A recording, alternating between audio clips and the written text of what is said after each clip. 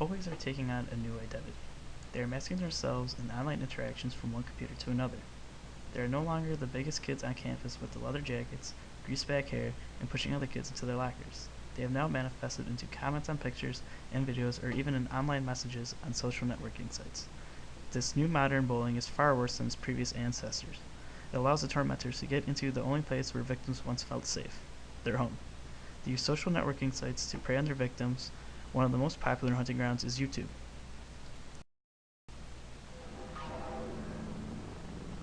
Trapped inside an electronic arena where love and escape do not compute.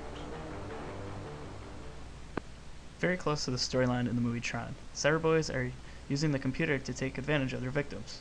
According to StopCyberbullying.org, the definition of cyberbullying is when a person is being singled out and or tormented on the internet, specifically with minor-to-minor interactions.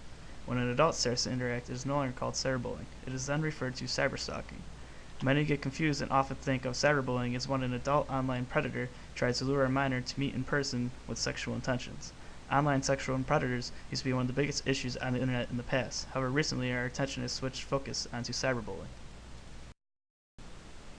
"Shut up, you man woman" was one of the very first comments made by a user on Chris Cracker's most famous video, Leave Britney Alone. There are thousands more just like that one, all up and down the comment wall. The people who leave these comments may have other motives than just attacking the poster. They may want to try and seem cool for other users to gain popularity for their own personal pages. Cracker's YouTube page is one of the most known to have cyberbullying on it.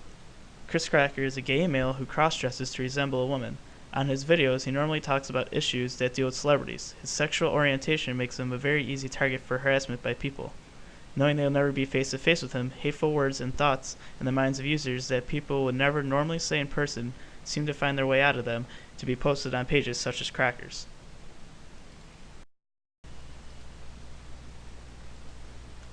People who post negative comments often think that it will just end there and do not think of the after effects it will have on the victim they are tormenting. They could be sending their victims into a depression, and if they are already depressed, they could be putting them into an even deeper depression. "Sticks and stones may break my bones, but words will never hurt me." It doesn't seem to be the case anymore. There are many different psychological effects from being bullied over the internet. Most are the same as being bullied in person. People who are bullied and told that they are ugly or fat tend to start to view themselves as less desirable. Anger and loneliness will start to develop rather quickly. The long-term side effects from cyberbullying are far worse. The victim's self-esteem will start to rapidly deteriorate and they'll begin to have trouble trusting others, so they can't reach out to people and tell them what is wrong. All these side effects can unfortunately want to make people end their lives as if they feel they have no other option.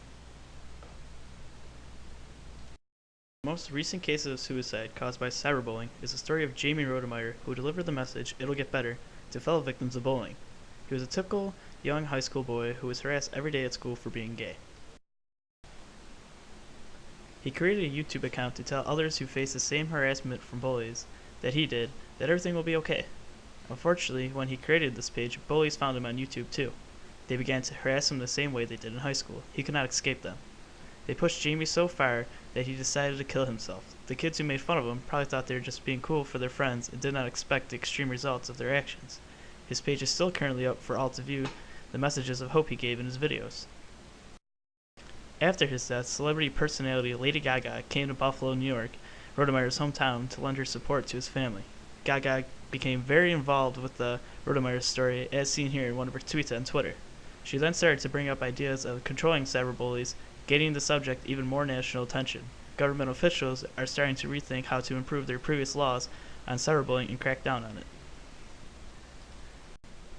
There are already some laws in effect to help protect people from cyberbullies. In most states, they leave the authority and policy enforcement in the hands of the school district. Cyberbullying is now a punishable offense.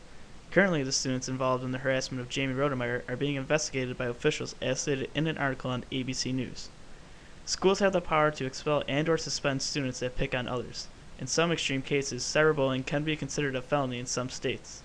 Some schools have created programs to educate students about cyberbullying and the options they have. Alongside those educational programs, they also have outreach programs where students can go to talk about their cyberbullying situations.